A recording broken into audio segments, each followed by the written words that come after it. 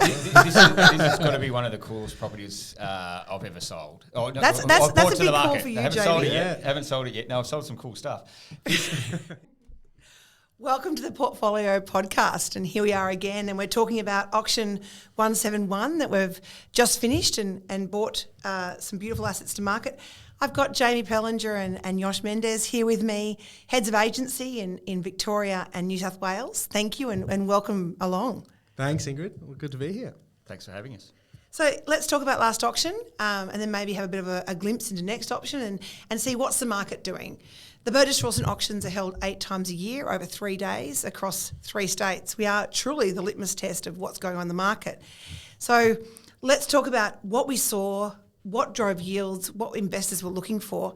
Jamie, I mean, the first thing I would be thinking about is the Bridgestone, 4.15%.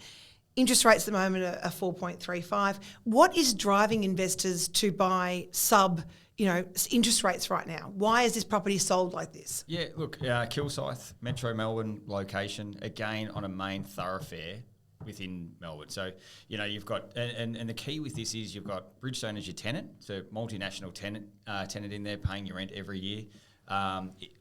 My understanding was that it was probably under market rent as well. So there's going to be growth there in the years to come when you come to a market review.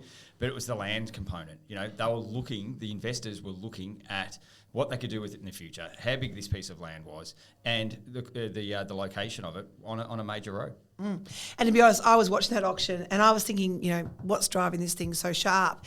And then I divided the price by the square meterage, and to me it actually looked like good buying. And I think that's what investors saw. There were so many bids on there as well. There was over 150 individual bids. I think it's the most we've ever had, 150. David was he earned his money that day. Was it first in the order of sale, if I remember rightly? Yeah, first, number one. Wow, 150 bids first off. And he's just come off your auction, Yosh, in New South Wales. What was the standout in your auction? I think the standout, as pretty much most of the time it is. I mean, in saying that, that Bridgestone was a pretty special auction, but the fast food, fast food traded well. We sold a Hungry Jack's there at Tyres Hill for 5.8 million at just under 5%, at a 4.99% yield. I think that certainly had spirit of bidding on that asset, and traditionally, as we've always seen historically, fast food has always performed quite well in the auction room. It is one of those asset classes which sees the most interest from an investor demand perspective. But gosh, that to me looks like a bit of a bargain because, auction 170, I watched you sell Hungry Jack's, McDonald's, KFC's for sharper yields than that. What drove the yield there to be, just slightly sub 5? What was that? Yeah, it's a good question. I think there's a few, the interesting thing when you compare some of those assets, like you mentioned, like the Rawson portfolio, we sold for a combined value of 38 million the month beforehand, included McDonald's, Starbucks, Porto, Liquorland and Domino's. And we saw, as you mentioned, same covenant, Hungry Jack's, sell at 4%, at a $7.6 million price point. And someone else has asked me this same question. The reason behind it, fundamentally, is the land holdings were a little bit different. Warrawong, the Hungry Jack's at Warrawong was a freehold title in front of a new large front retail centre. It had a little bit longer tenure on the lease. There was some attractive turnover provisions in that lease as well, which we don't see often in fast food. Notwithstanding that, the one at Tyres Hill, phenomenal location, sits right on the main road there at Industrial Drive. The structure underneath the land is a little bit different. It's a community title as opposed to a freehold.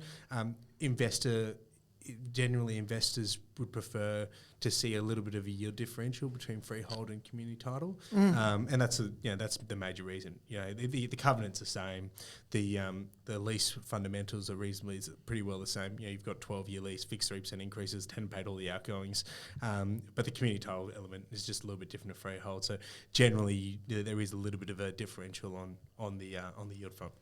And what is community title? I mean, we're sitting here in Victoria. We call it strata. You've got all these different types of title. What is community title for those who don't know? Yeah, sure. So community title is different strata. So I don't want to. We shouldn't confuse too much as the same. So it's basically the next thing close to freehold. You still occupy the land the same way as a freehold. The difference is there are shared amenities. So, say for the Hungry Jack's one, it's 2 nice pad sites that sit right in front of the major highway next to a brand new BP, a new large format retail centre sits behind it. But you do share the access that gets into the centre, and you share some common car parks. And what about insurance? How is insurance dealt with then? Yeah, so as far as the shared location and shared amenities, obviously that comes under the owner's corporation, but you do have your own insurance as part of your own building because you've got your own building and land that you can do what you want on there as well. Right. We do find the interesting thing with community title in comparison to freehold, and when you're looking and comparing them, there are some really positive features in buying some of those assets. Now, you raised one just before, this buyer has bought the exact same covenant as Warrawong, but they got it for closer to 5% than 4%. So but from an actual fundamental perspective, the real estate for that use is reasonably the same. They're both main road. They're both in great accessible locations. They're both in front of large format retail centres. They're both adjoined to other convenience retail offerings. So business fundamental wise, they perform very similar. But sometimes there is a preference for investors to own freehold land.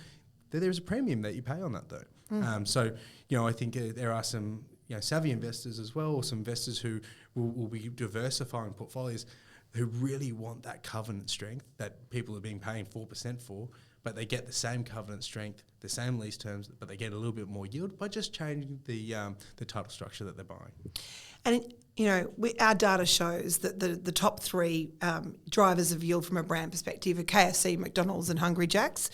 And then, other brands sit slightly behind that, and there's a yield differential. Next auction, we're bringing 3 KFCs to market. How do you see they're going to sit? It's really exciting. I think it's something that our business has talked about leading into this portfolio. It's a very exciting time for a few reasons. As you mentioned, though, there are some top fast food brands. KFC are one of those brands that you just don't see come to the market. There is owners who own them, rarely sell them. Across the entire fast food market, I can tell you once we sell a fast food asset, we never see it again.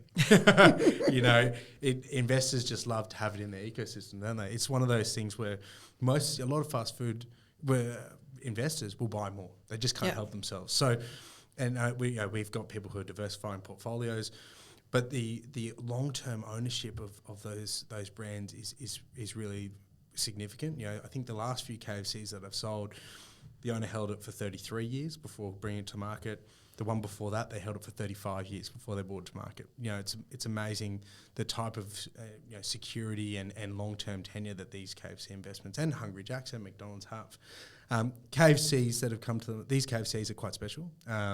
They're brand new sites. They're very well located in New South Wales and the Southern Highlands in Moss Vale, including the Central West locations in Bathurst.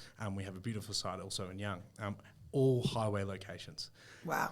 It's phenomenal, and we've been very fortunate to be marketing these assets on behalf of Southern Restaurant Groups. They're leasing back those sites for another 10 years. They're just long-term performance for the business, and certainly for some of the sites, they're actually brand new, so they've actually got absolute depreciation benefits. They're net leases. They got fixed increases. They're just the absolute investments that you'd love to have in your portfolio. Just one thing about the KFC, and a lot of people don't actually know this. Is with the KFC, model and the agreements that they've got with Yum and the American brand, is every 5 years the KFC, the operators, have to do like a minor upgrade. So they've got to keep bringing these assets, these businesses, up to a certain standard. And every 10 years they've actually got to do a major refurb to be up to the corporate standard. And you look at some of the other fast food outlets that that don't do that, and they look old. Where these guys are actually at the forefront. They're getting better with technology as well, but also with their in-store restaurants and what you're buying. The actual tenant has to maintain it, of course, but they actually have to keep refurbishing. So every 5 years there's a minor, every 10 years they actually have to do a major refurb. That's part of their agreement. And that's what's driving McDonald's, Hungry Jack's and KFCs to be the sharpest yields out of all of the fast foods. Yep. Can I jump now? Jamie, Australind in WA, super cheap auto, 5.12%. Where is Australind and why are we bringing it to a Melbourne auction? Yeah, interesting. So Australind, I'd never heard of it in my life, to be honest, but I knew where it was. Bunbury. So it is one of the major growth locations of WA and Perth. It's unbelievable. As soon as you go down that path, down that highway, down to that area, as far as your eye can see, is housing and growth and housing and growth. Osherland, this whole area, it's like a town centre. It was purpose built for the community there, the residential community that's there. There's a shopping centre there. There's another a lot more development happening. But with this site, you've got Bunnings next door. Bunnings do the research. They know where they want to be, where they want to go, and then you build around them. So our developers were Victorian based. We've done a lot of business with the guys over the years, and in the end, brand new lease, brand new build. We went over and inspected this thing, and the tenant was loving it. People come there after hours, like they're knocking on the door. Can you let us in, sort of thing. So it sold really, really sharply. We had bidding from Melbourne, we had bidding from Brisbane, but also we had bidding from Perth. And the Perth market is, the residential market's been flying over there. The commercial market's been sort of lagging a little bit, but it just showed me then that, people wanted to buy. The Perth buyer is back, especially for a commercial sense. And it was really encouraging to see. And you know what? In the end, it's worth every cent of that. What I found really interesting was that we sold the Salvo store next door, and that sold for a softer yield of 6.3%. I mean, again, to me, as someone who understands the Salvo's brand and really likes it, I mean, what I like about it is extremely low wage costs because of the volunteer structure. You've got government funding because it's a charity. They're taking some really, really good leases and an amazing retail offering. To me, that looks like a bargain at 6.3% after super cheap at 5.12. I mean, I don't know about you, Jamie, but I'm looking at the Salvos. So what was driving that? Simple. Super cheap order was a freehold title. The Salvos had a couple of sheds at the back, warehouses at the back, so it was part of a 3-lot strata, but only a small part. It was only really more or less a drive-through. And you go back to the Salvos business model. They only pay for a manager. Everyone else is a volunteer. All their goods is donated. So what a great way of doing business. You get free product and then you're selling it again. Yeah. That's awesome. Yosh, talk to me about childcare. So obviously Burgess Rawson sells more childcare than anyone in Australia. We are the ultimate price setters of childcare. We know the operators, we know the landlords, we know pretty much everything about that. I see you had Edge Early Learning in Cannon Hill, Queensland, 5.43%. Incredible. I mean, 8.7 million under the hammer.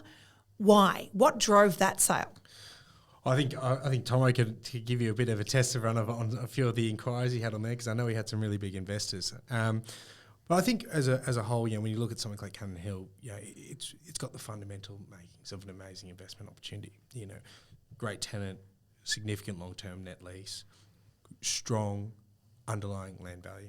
Cannon Hill's a fantastic location in metropolitan Brisbane. And I think there's particularly when you compare different asset classes. You look at these metro land holdings.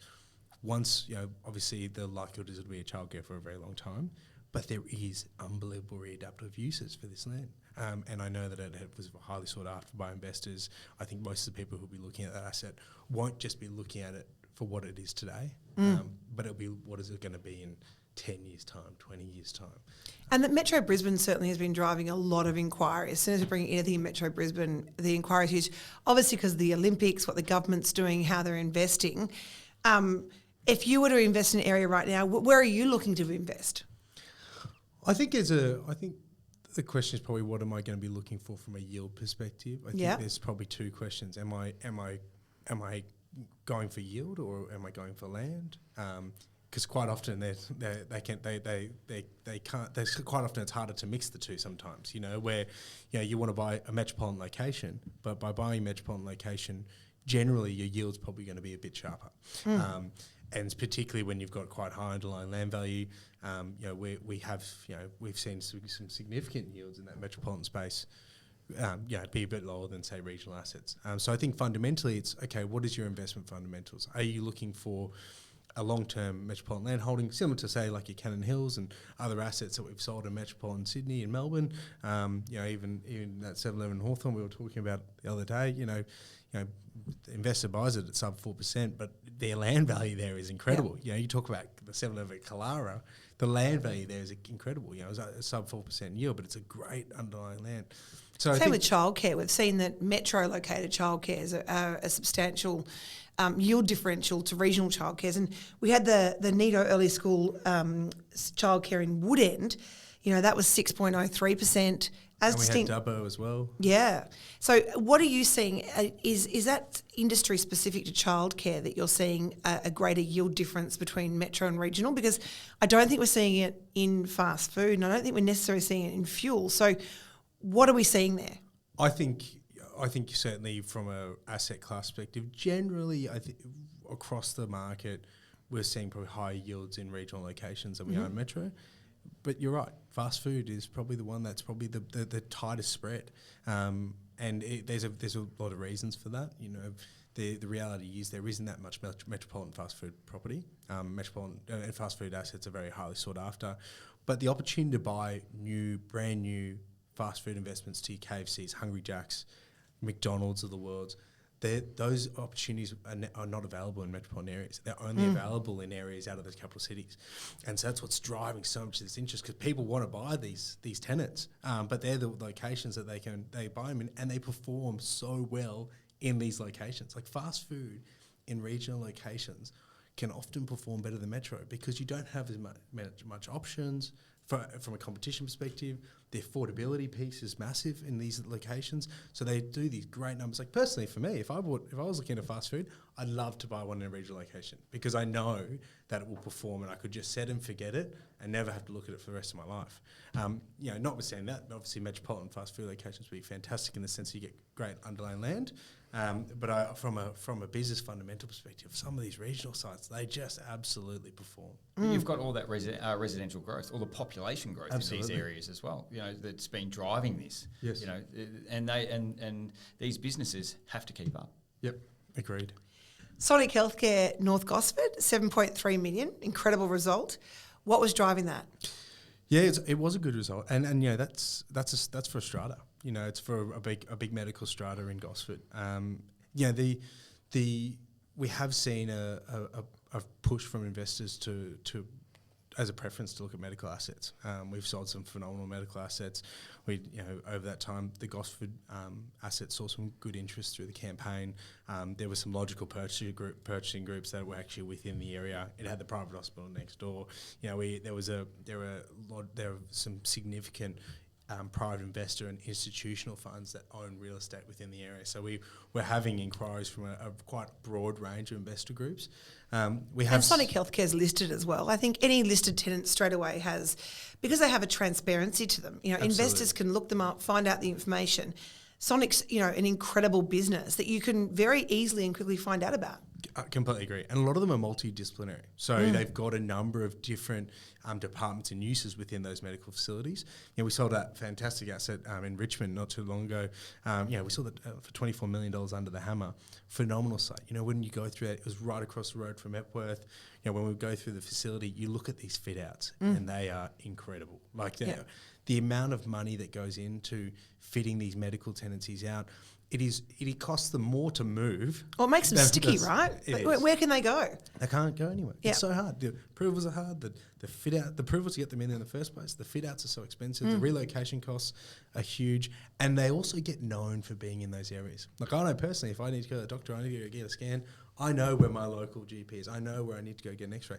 So once they're there and the community knows about them, there is a factor there that they've got a number of consumer base that ends up being a bit of a sticky front for their profitability. And directly opposite the Epworth. Add that to it. But I was actually speaking to the owner of that a couple of weeks ago, and what his big comment was the cleanness of the auction. Yes. The hammer down, contracts are done, deposits are paid. It's not a lengthy DD period. The auction gave him transparency and an outcome. The buyer actually said the exact same thing when he bought it. He's bought multiple properties from us at auction, and he prefers to buy properties at auction. This is a $24 million sale at auction, and he prefers to buy at auction for the exact same reason. He says it's a transparent process. The owner's there, I'm there, and I know who I'm bidding with. It is one of those things where, particularly in any transitioning market, investors want that clarity and certainty that there are people that they're bidding with, but also the transparency amongst the process. You know, I think a lot of investors really value that. Especially when it's a clean property. And when I say clean property, 1 or 2 leases, land, it's not bringing a lot of complexity to it, like a shopping centre, for example. These are properties that literally are set and forget, and you can understand them reasonably quickly. Yes, yeah, absolutely. You can understand them, and it's similar. It's similar to childcare. It's similar to convenience retail, fast food, medical. It's what we all utilise every day. Yep. And so there is a great connectivity between investors and those asset classes because we're using them every day. We're either going to the doctor or we're eating a Whopper burger, or we're getting fuel every week. When investors can relate to a number of those industries, their confidence levels in buying them really heightens, and that's why those asset classes have always been strong performers. And in actual fact, during COVID, they became even more stronger. And then when we went through the 12 interest rate rises, they still continued to perform. So they perform, it seems, in any sort of economic situation. Yeah, agreed. And I think think that's going to be something that's going to continue to transpire for the near future, and I think future to come. Yeah. Looking forward, next auction, Jamie, I believe you've got some very, very sexy medical. Tell me about it. I heard about this as well. This has got to be one of the coolest properties I've ever sold. Oh, no, that's a big call for you, I haven't Jamie. sold it yet. Haven't sold it yet. No, I've sold some cool stuff. This thing, it's an industrial medical investment. So it is something. We've already ticked 3 boxes there. I've never seen anything like this before, and the infrastructure that the tenant put into this thing. So it's leased to Cellcare, which is owned by Cooper Surgical, one of the biggest bioscience businesses out of America. And what they do in there is they store stem cells. They've got a stem cell warehouse with about 50 odd storage containers that freeze their stem cells. And a laboratory as well. So the product, the stem cells come from birth, bang, straight into this facility. The lab gets hold of it and then stores it for the client up from 10, 20, 30, or you can buy a lifetime subscription, more or less, to this business. Wow. And you talk about sticky. You talk about trying to move this facility. You've got no hope of moving it. But what I love about what the guys have done with this with the property is within the lease, it allows the tenant to expand. All the at the tenant's cost as well. So if they need more, but their infrastructure and their technology is being able to make. So I think each container may hold about 1,500 stem cells. I think the technology that they've got now is going to be able to double that. So what they've got there already is going to be enough for the growth of the business. But if they need to, it's all tenant funded. The tenant will pay for the extension. And should they ever leave, which in the end they can't leave. You're not going to be able to pick these things up and move them, put them on a truck and send them somewhere. Like this is how sticky pretty this cool is. property. Tell me your core facts. What's your rent? What's your term? What are we talking about with this property? Rent is about $340,000 net per annum. They pay all outgoings, including land tax. Price, it's going to be circa $6 million, 5.75% return. Lease term through to 2031 plus another option. They've been there since 2008. So this was the guys that started Cellcare. Started out of this business, out of this property since 2008. They've been there for a long time. You can just see them being there for forever. Realistically, I can't see them moving out of a site like this. It's amazing. In Moorabbin, right near all the freeways, just off Warrigal Road. So you've got all the bypasses, you've got all the freeways, you've got everyone there. Is it top pick for auction 172 for you? There's a lot there, but this is one of the coolest ones. Like I just walked in and it was an eye opener for me. I've been into a lot of things, like a lot of factories and a lot of food processing, and that blows you away with what you can see there. But this was just next level bioscience sort of stuff. Like it was. I expected to walk into a bit of NASA, and it felt like that. It felt like a bit of NASA sort of style in there. It was. You have a look at the video, the photos on the web. Like it's pretty cool what you're able to buy. It's an Yosh, exciting part of the job. Top pick for auction 172. I'm going to give you. I'm going to do the same thing again. I'm going to give you $5 million each. What are you going to do next auction 172? you got to go to the bank and get a bit more, go to the bank and give them, tell them you got the $5 million to go get another 5 so you can buy a couple. But the KFCs have to be a top pick. Like, I just love fast food. It's a recession-proof asset class. It is bulletproof. And I think if you're talking about buying a bond-like investment, that's what it is. Like, it is. It doesn't get any better than a 10-year lease to KFC. That's probably my top. I think that's probably my top pick. Yeah, if I had the money, that's what I'd be doing. Yeah, my top pick would be Paynesville. I'd go to the bank as well, leverage up and get Paynesville. Richie's Supermarket, then Australia Post. Incredible, great turnover. It's a big performer as well. Yeah, isn't it? Great performer. Good underlying land value. Tourist town. Trading really well, but not well enough for a competition to enter. And great tenant. Like, Richie's is 29% owned by Metcash. Jamie, top pick next auction? Apart from your beautiful cells, OTR. Yeah, look, You can't help yourself. I am biased. It's going to be a fuel, but even like the OTRs are amazing because of the lease and the locations and the stamp duty savings. And where the last time these sold were 3 or 4 years ago, and APN bought them. So not only those, but then you look at, say, Toowoomba at the front of a shopping centre. Like, look, I can't put one on. Like, put my hand up and say I'll just buy one. I'm happy to buy a couple. Let's pool our money. Can you lend me? We'll go together. But there's something there for everyone. That's what I mean. Like, that's the best thing about the BR auctions. If you've got as small as $500,000. Now, don't get me wrong, that's a lot of money to all the way through to 20 or 30 million. We've got something for everyone. So have a look, and it's really just seeing where your investment strategy lends you or leads you to what you're going to buy. And I love that price. Like, the price point discussion is correct. We got something for everyone. But I also love the fact that we've got something. It doesn't matter where you are. It doesn't matter where you are in Australia. We have investments in those areas. So it doesn't matter. If you're in WA, New South Wales, Victoria, Queensland, South Australia, we've got an investment within all these catchments. And what I love about the investments that we sell, there's so many investors that buy investments cross border. We sell so many investments in WA to people on the eastern seaboard. We've just sold another asset in Queensland to a buyer in Sydney. Jamie and I sold an investment in from a Victorian owner to a New South Wales buyer. There is so much cross-border transactions that occur in our space of nationally tenant investment product. Yeah, it's that's also regularly an investor's strategy. I mean, if they're going, in Victoria, you've got multiple land tax. You might only have one asset in Victoria and then have one in New South Wales. 100%. And then you've got stamp duty benefits in South Australia. So certainly, I think investors that I speak to are diversifying their portfolio by state, location, and then also by industry. And New South Wales childcare is land tax free.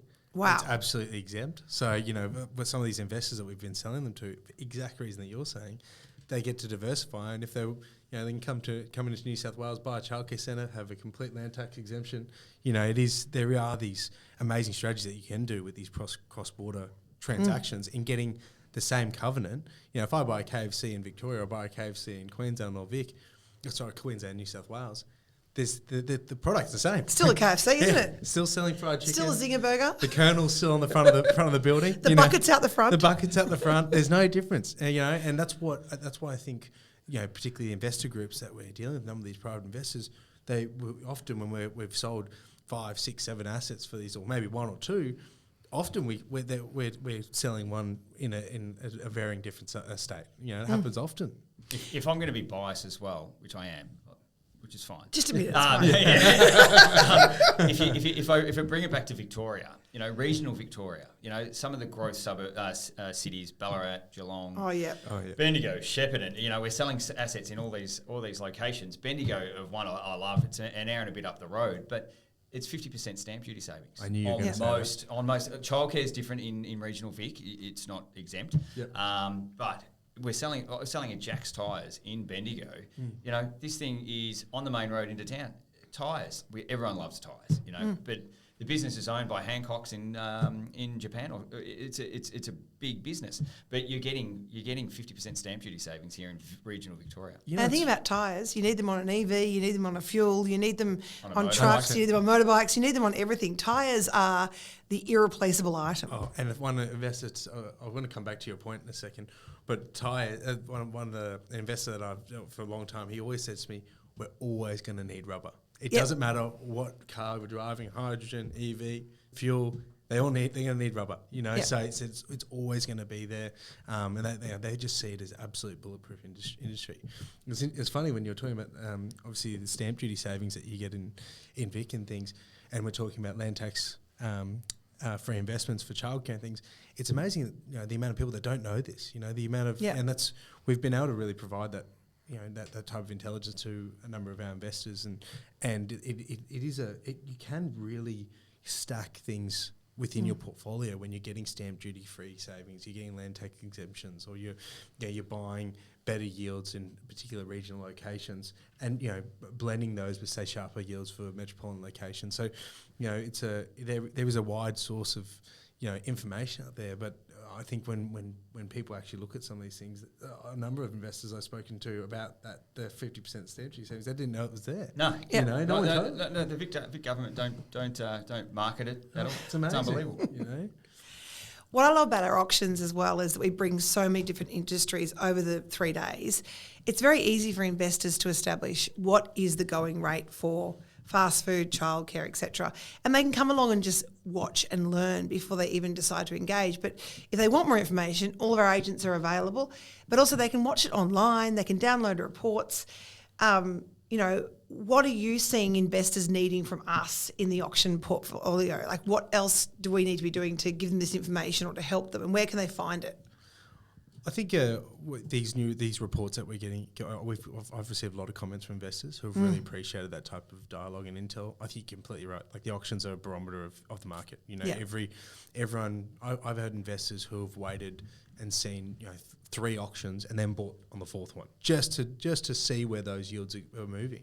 And I think we are the barometer for people to understand that what those yields are. If you were to ask me what more we can provide to investors, I think we're certainly working through that. I think, you know, these podcasts and things are going to be great for investors to understand what we're seeing. You know, we're at the coalface of all these discussions with tenants, with landlords, with developers, with institutions, with investors, and so we get a really great sparse piece of knowledge that we can pass on to it's all market knowledge. It's all market knowledge. And if we can hand that over, which I'm more than happy to do, because 100%. the more they know, the more they learn. You know, it helps us as well to be able to guide these guys or people into what's suitable for them. Because if it's not suitable for them, I'd rather them not buy it, because in the end they're going to call me back in a couple of years' time saying, Jamie, you told me your dad.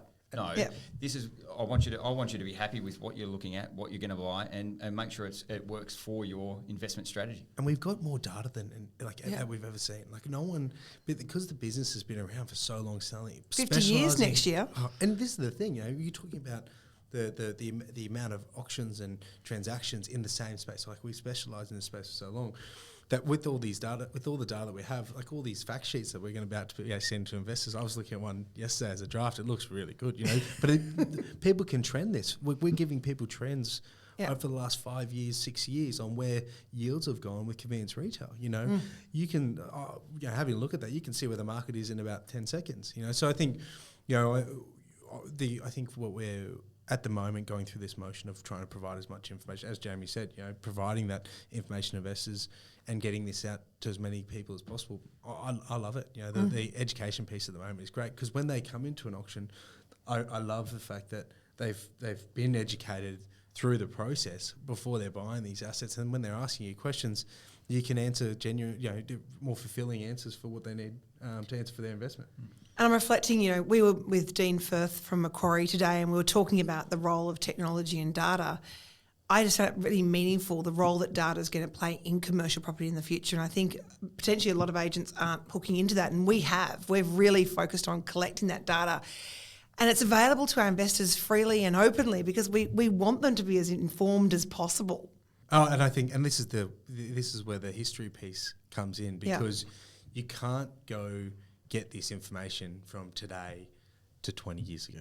You have to be in there 20 years ago and build it from then, you know. So I think the ability for us to utilise that information, track trends and provide this to our client base is going to be very powerful for them. And I'm very excited to with this technology feed to start feeding that information to investors so they know what's happening in the market.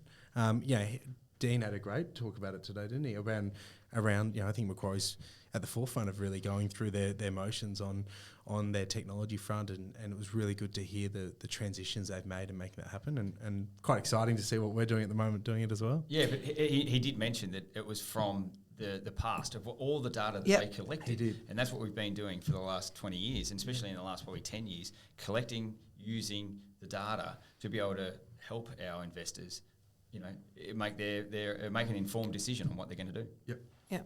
So auction in October, what dates, Jamie? 29, 30, 31. And then one more auction for the year, December. What dates, Yosh? 10th, 11th and 12th of December. Fantastic.